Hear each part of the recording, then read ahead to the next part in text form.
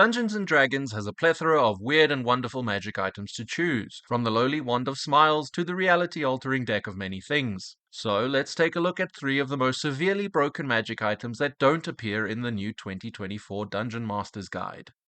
Hi there, today we're going through some of the older source books in 5e and we're handpicking 3 of my favorite magic items. Now I don't believe any of these appear in the new DMG, but I could be mistaken.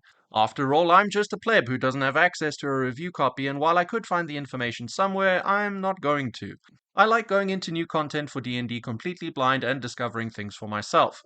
However, when I do get access to the new DMG, I fully intend to tackle the magic items first, because that's the most consumable part of that type of book. With all that being said, the 3 items I've chosen can break the game, especially when put in the hands of a chaotic neutral chaos gremlin. And if these items don't break the game, they cause a lot of silly nonsense at the very least. The only saving grace here is that you need very specific character builds to coax out their full potential. On top of that, it's pretty clear that what I'm about to describe is absolutely not the intended way to use these items. It's not my fault that they just so happen to be worded and designed in such an abusable way. To kick things off, we have a fun and silly little item that can absolutely derail any game of D&D. The Feywild Shard is an uncommon wondrous item that appeared in Tasha's Cauldron of Everything. It is essentially a small crystal filled with a sliver of the raw magical energy found within the Feywild, and that should be a clue that weird things happen when this trinket is kept around. So how does it work and what does it do? Well, it's a spellcasting focus that only sorcerers can use, and it requires attunement, and you can use an action to attach it to anything you're carrying or wearing, such as a piece of jewelry, a weapon, or a magely looking stick. That's all good and well, but the actual effect this item has is that whenever you use a metamagic option from the sorcerer class, you can immediately roll on the wild magic surge table. I'll point out that you don't have to, but if you have this item, then what's the point of holding back? Anyway, this effect can only occur once per day for every type of sorcerer except those who took wild magic as their subclass. For them there is no limit, and that's the start of our journey delving into breaking this item and everyone else's play experience. Alright, let's dip our toes into the chaos. For a wild magic sorcerer, this item stops being silly fun and becomes actively problematic. And I find that idea hilarious, and I'd personally love to see it in action, if only for a single session, or more realistically a single turn, because after one turn I think most groups would just stop existing. If it wasn't obvious yet, the goal here is to spam out as many uses of metamagic as humanoidly possible, and the most realistic potential number we come out to is 14 rolls on the wild magic surge table in a single turn. 12 of which are caused by using metamagic. How do we get to this ridiculous number then? Simple. We're going to be rocking out 4 metamagic options per spell cast, and we're going to be casting 3 spells. Low-level sorcerers can only use 1 metamagic option per spell, but at level 7 we get access to the Sorcery Incarnate feature that lets us use up to 2 metamagic options per spell, while our 3rd level innate sorcery feature is active. Then, both the Empowered Spell and Seeking Spell metamagic options allow us to ignore restrictions when using them on a spell, so that's another 2 metamagic options per spell. A quick note here, a truly committed character with all of this in mind would dump their main spellcasting stats so that they miss all of their attack rolls, but Seeking Spell requires that to happen in order to be used. Moving on, if we use the Quicken Spell metamagic option, we can cast a spell as a bonus action, thus giving us a second spell cast. The 3rd spell is going to come from being an 18th level Wild Magic Sorcerer. The Tamed Surge feature lets us pick an effect from the Wild Magic Surge table when casting a leveled Sorcerer spell. We're going to go ahead and pick the option that gives us an extra action, and we're going to cast another spell, which will be a cantrip in this case due to the spellcasting restrictions. Finally, the 2 3rd level features Wild Magic Surge and Tides of Chaos give us a 5% chance of causing a Wild Magic Surge each turn, as well as having 1 leveled spell cast per turn just automatically cause us to roll on the Wild Magic Surge table if we give ourselves advantage on a d20 test beforehand. The kicker being that each time we roll on the Wild Magic Surge table, we roll twice and pick whatever option we like best due to the 14th level feature Controlled Surge. Personally, I'd pick the most disruptive option every single time. So that's a 5% chance of making 14 Wild Magic Surge rolls and a 95% chance of making 13. It's a bit crazy, and it can get much worse if we keep getting the result that gives us an extra action, because that means more spells and more metamagics and more rolls. I wanted to simulate this whole process for myself, but the very first roll I made would have turned me into a pot plant, and I feel like that's an accurate representation of exactly what would happen if we tried this in an actual game. Apart from that option, there is also another option that makes it so our spells that cost an action to cast now cost a bonus action, and that will prevent us from casting more than 1 spell per turn. So beware of the spell casting softlock when attempting the pot plant speedrun. Oh, and if you were wondering whether sorcery points would be a limiting factor in this insanity, the answer is no. We can keep this nonsense up for at least a few turns at level 20 if we convert our spell slots into sorcery points, which doesn't require any actions, by the way. For the sake of being thorough, I'll also mention that the wording on the empowered and seeking spell metamagics is iffy and may not actually allow us to stack them, but that's no fun, so I'm interpreting them in the way that I have.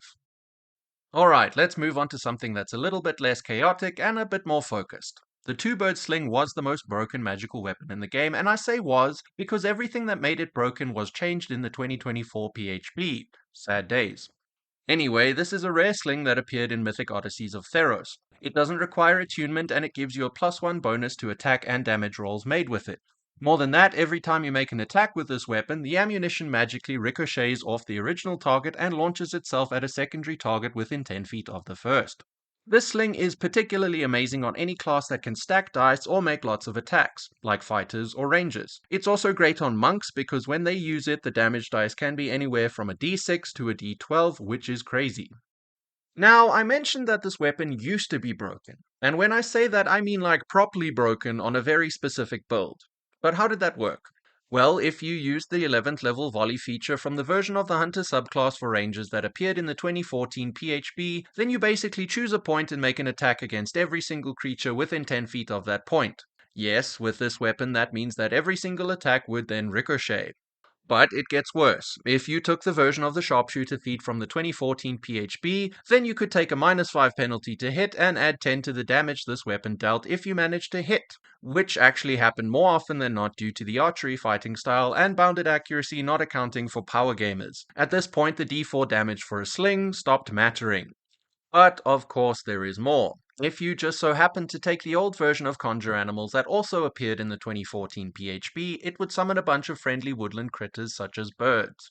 Then, if you just so happen to tell those critters to flock around a single enemy, and just so happen to fire a handful of stones from your sling at your summoned friends using your volley feature, it just so happens that those stones would have been inclined to ricochet off of your sacrificial critter buddies and onto the unfortunate enemy in the middle of them. Now, there has been a bunch of debate online about this specific interaction, but there is nothing in the actual item description to suggest that the ricochets are random. On top of that, there are a few ways to power game this a little bit more. Firstly, you could take 2 levels of fighter to get access to action surge, and considering volley took an action, you could use it twice in a single turn, assuming your summoned critters survived the first one.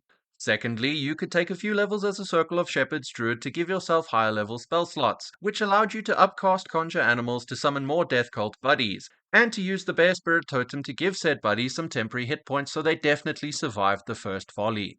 Don't get me wrong, this was incredibly difficult to pull off, but if you did, the average damage of every single ricochet hitting a single target, which in this case would have been 32 attacks using a 5th level spell slot to cast Conjure Animals, in addition to a single extra attack made with the 3rd level Hordebreaker feature for the Hunter, that all would come out to a grand total of 610.5 damage. Yeah, something should stay in the past. Finally, we have an item that unwittingly allows you to become master of all magic. The Misium Apparatus. It's an uncommon wondrous item that appeared in the Guildmaster's Guide to Ravnica, another MTG crossover book. It's only usable by sorcerers, warlocks, and wizards, and it requires attunement, but trust me, you're probably going to meet all 3 of those requirements at the same time. This wacky arcane punk-inspired device operates as a very fancy spellcasting focus. On top of that, it allows you to attempt to cast spells that appear on your class's spell list, even if you don't know them or have them prepared. This is done by making an Arcana check with a DC equal to 10 plus 2 times the level of desired spell. If you want to cast a cantrip, then the DC is just 10. If you succeed on the check, then you simply cast the spell. You still need to meet all the other requirements and provide any costly material components.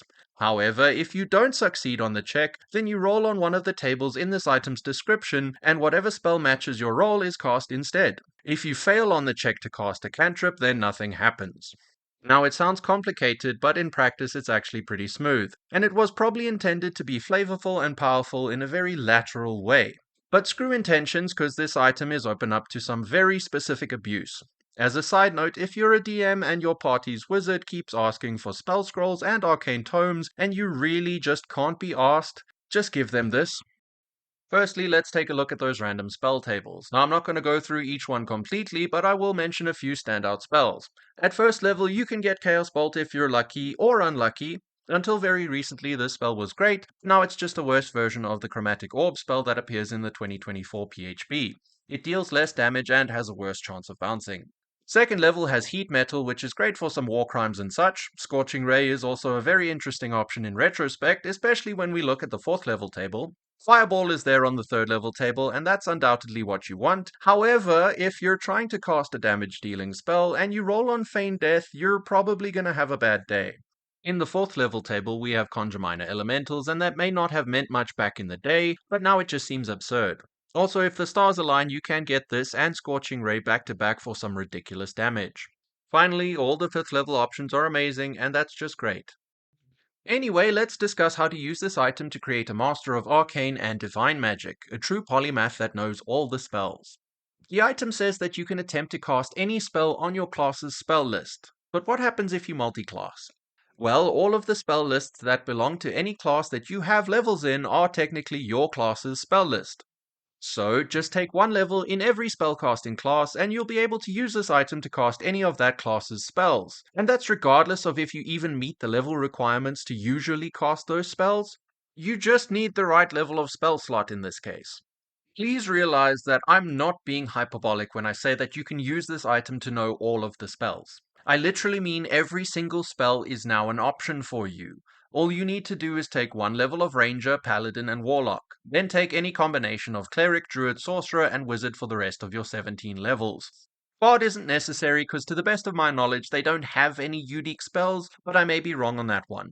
This all gives you access to a 9th level spell slot if taken all the way up to level 20, and every single spell that has ever been published in 5e will be yours to cast for the low cost of a simple Arcana check. Now I should explain that to achieve this you need at least 13 in every single ability score except Constitution, because this is an absurd multiple ability score dependent build.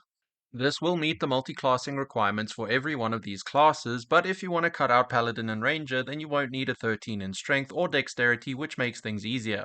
No matter how you look at it, this severely limits your choices for ASIs or feats later on, but if you can do it, you probably should.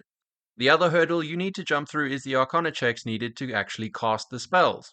It's a DC 28 check for a 9th level spell, and that might sound absurdly high, and for anyone that hasn't already committed to this idea, it probably is. However, if you aim to stack bonuses to Arcana checks, then this isn't too much of an issue. One option is to take the Reborn lineage as your species, as they can use their knowledge from a past life feature to add a d6 to any ability check they make, an Arcana check in this case. At your first level of Druid, if you choose the Magician option for your Primal Order feature, then you can add your Wisdom modifier to any Arcana checks you make. Then, if you take 14 levels of Clockwork Soul Sorcerer, you can use the Trance of Order feature to treat any roll of less than 10 as a 10 when making a d20 test. This means that Sorcerer is your main class, and that's probably the best option due to meta magic and whatnot.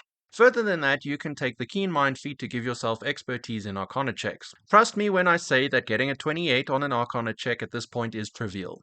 One last thing to discuss is the spellcasting ability you use when casting these spells. The description isn't specific and leaves it open to interpretation. The intention is probably that you use the corresponding ability score to the spell list the spell comes from or is declared to come from. However, the wording leads me to believe that you can reasonably use whatever spellcasting ability you like, but you'll probably choose Intelligence because of the Arcana checks. Alright, that was 3 broken magic items that probably don't appear in the 2024 DMG. But honestly, I hope I'm wrong on that one. Anyway, if you've made it this far in the video, then you're a legend and I really appreciate you. What did you think of my choices? Am I interpreting any of these incorrectly? Probably a little bit. I'm giving them the most favorable interpretations because I like fun and I think they're more interesting this way. I honestly wouldn't suggest anyone tries to do this or allows it in a serious game of D&D, but it could be fun for a session. Let me know if there are any crazy broken magic items that you personally enjoy. But yeah, that'll do it for this one. Cheers.